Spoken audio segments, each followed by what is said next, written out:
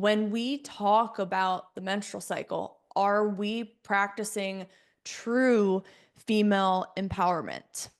Because a lot of girls and a lot of coaches will say these common quotes here regarding the menstrual cycle. So some of you may have seen these before. The first one, female athletes are at a higher injury risk because of their menstrual cycle. I hear a lot of girls and teenagers say, oh, PMS is awful, or it's so hard being female, or I hate having a period.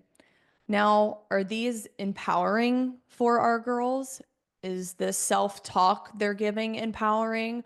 Or is us telling them that they're at an increased ACL risk because they have female hormones in a period? No, I don't think so. This isn't empowering. So we're going to stop this altogether and we're going to approach the menstrual cycle in a way that gives our female athletes the tools to reduce injury, perform at their best, even during those icky weeks in the cycle. This is just a fact. Menstrual cycles aren't going away. So female athletes are stuck with them. We can't really do anything about it. And most importantly, they shouldn't go away. So the fact that a female athlete has a menstrual cycle means it is a vital sign into her health. So if she has a regular cycle, then that means that she has very good health and she's not getting hindered during adolescence with her growth and development and her thyroid hormone production. I mean, there's so many health consequences that can come when a female athlete does not have a regular cycle. She could also be at an increased risk of overuse injuries, like injuries that shouldn't be happening during the teenage years, like stress fractures or hamstring strains or quad pulls. When she doesn't have that cycle, that injury risk does go up. And she also can be at an increased risk of losing bone mineral density, maybe setting herself up for osteoporosis when she's older. So it's just a whole storm of consequences if she doesn't have that period. So menstrual cycles should be here to stay because they are a vital sign into our health as female athletes. So, our only option, since menstrual cycles are here to stay, is to love our hormones. Okay. And I'm going to go over that shortly, but I do want to get into the 4 phases of the menstrual cycle just so everyone has a background on what's going on during each week of the month. So, the 4 phases are the menstrual phase, the follicular, the ovulatory, and the luteal. And a regular cycle should be anywhere from 27 to 35 days. And it's going to be pretty different for every single female athlete. So no female athlete has the same exact hormonal profile. And when I go through these phases, just take them with a grain of salt because some girls feel fine during certain phases. Some girls don't present with symptoms. So again, it's very unique to the individual athlete. Okay, I like to divide the phases into halves. So the first half is days 1 to 15, where the first phase is the menstrual phase. So this is the first day of a female athlete's bleed, and this is when all hormone levels, progesterone and estrogen, are at their lowest. So I like to call it the winter phase because it's kind of that universal time when female athletes might be feeling a little bit tired and they kind of want to hibernate and not really go socialize. Usually, girls report that during those first 1 to 2 days of their menstrual phase, they're just kind of wanting to lay low.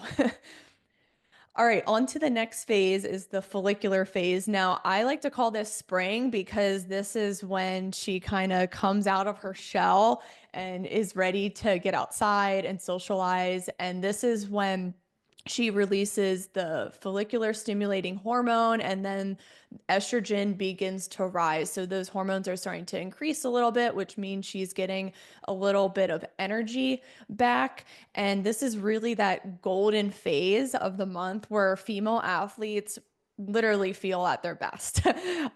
Sadly, the follicular phase is not that long. It is one of the shorter phases in the cycle. So that can always be really frustrating for some girls. But we'll go over tools on how to make it a little bit longer and not feel as bad during those later phases. Okay, so the second half, so days 16 to 30 or 16 to 35. The third phase is the ovulatory phase. So this is when hormones begin to peak. So estrogen and then testosterone comes roaring in. And I think a lot of people think that testosterone is just for men, but us women do have some of it, and we do need some healthy levels of testosterone so that we have that energy, so that we can have good workouts and make strength gains. So testosterone is really important for female athletes to have a little bit of. If female athletes have tanked testosterone, and you can find this out in blood work if you're curious, that is a problem, and that could be a cause for fatigue or slower recovery time. So testosterone is important for female athletes as well. The ovulatory phase, she should still be feeling pretty good just because that testosterone does give that boost in energy. And again, this is also a pretty quick phase. It's usually anywhere from 3 to 4 days when the ovaries release eggs. So it is just very short and sweet, some of these better phases. Now we get into the last phase, the luteal phase. This is infamously known as PMS. So this is when girls start to maybe experience some of those more negative symptoms during the month. And this is the week right before the period comes. So progesterone begins to rise and it begins to peak, and then it quickly drops again just before the period. So that drop in hormones is when she starts to get that fatigue come in again, maybe even some other symptoms like cramps or slower recovery, maybe muscle soreness, because also during this phase is when protein doesn't synthesize as much in the body. Protein actually breaks down. So that means the muscles are catabolizing, especially after those hard training sessions and games. So it's really important during this phase, especially to up your protein levels so that you can speed up those recovery times.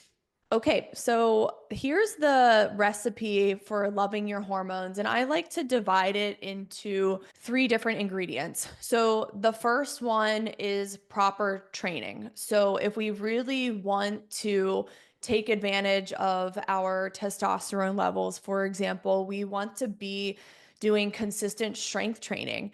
And female athletes who consistently strength train can put on muscle mass. Their bodies respond to fatigue better. They can recover faster. So the stronger the muscles are, the less likely they are to break down during those longer training sessions. So strength training, namely, is one of the best things a female athlete can do. And this strength training should be periodized. So if she's in season, she should be only doing strength training 1 to 2 times a week. If she's more in an off-season plan, it should be 2 to 4 times a week. So that's where the next ingredient comes in, is proper load management. So making sure that she has quality training sessions and also enough recovery. So nothing is worse for female hormones than over exercising and overtraining and running your female athletes into the ground. They need those recovery days so that they don't increase inflammation in the body, especially during the luteal phase when inflammation's really high and protein breakdown is really big. So we want to make sure she's taking those recovery days, because recovery is also where the gains happen. So you can't have quality training sessions if you're not rested, if you're not recovered. And we also don't want her over exercising, because that can increase cortisol levels and stress response in the body, which is also a whole hormonal storm. It could lead to fatigue, mood swings, Even period cramps can amplify. It just becomes a recipe for disaster if these girls aren't recovering. Now, the third ingredient is proper nutrition. So making sure that she's getting enough of the macronutrients, so proteins, healthy fats, and carbohydrates to support her training. The last thing we want for her is to overtrain and underfuel, because that's when the muscles break down even more. So if that nutrition and that caloric intake is not matching that energy expenditure, then she's just overtraining at that point and she can risk injury. Now, a lot of people will say, well, do periods cause ACL risk? Well, my question to you is, how would they cause ACL risk? Just write in the chat. I'm really curious why you think periods would cause ACL risk. Let's see what you guys say. Okay, someone said link between flexibility and hormones. I've heard that one. So I've heard joint laxity is higher during the luteal phase, but not for every female athlete. But we do know from research that something, actually one of these ingredients here, improves joint laxity and improves flexibility and improves stability of the joint, especially the knee joint. Which one of these improves the stability and integrity of the knee joint? Strength training. Okay, so there's our solution. Okay, so if female athletes fear their joints being more lax during the luteal phase, they need to be strength training. They need to be strength training and building those muscles that safeguard that knee joint. That's the only solution. Menstrual cycles are here to stay, remember. So we have to give our girls very actionable solutions that they can implement consistently. Okay, anyone else? Why else would ACL be increased during the period? Yeah, some other people have said fatigue could be the cause, but we know that when we have recovery and then we also have strength training, that helps with our muscle ability to handle fatigue better. So either way, it always brings us back to these three. It brings us back to proper training, load management, and good nutrition. Improper form, there's not enough studies on biomechanics and how they're impacted during different phases in the cycle. But if people are concerned about biomechanics, again, it comes back to making sure all the muscles are strong and not just the lower body. The whole body has to be balanced. And if the upper body is weak and the core is flimsy and unstable, then yeah, that could impact knee valgus and knee torque. So we want to make sure we're training the shell that is the entire body.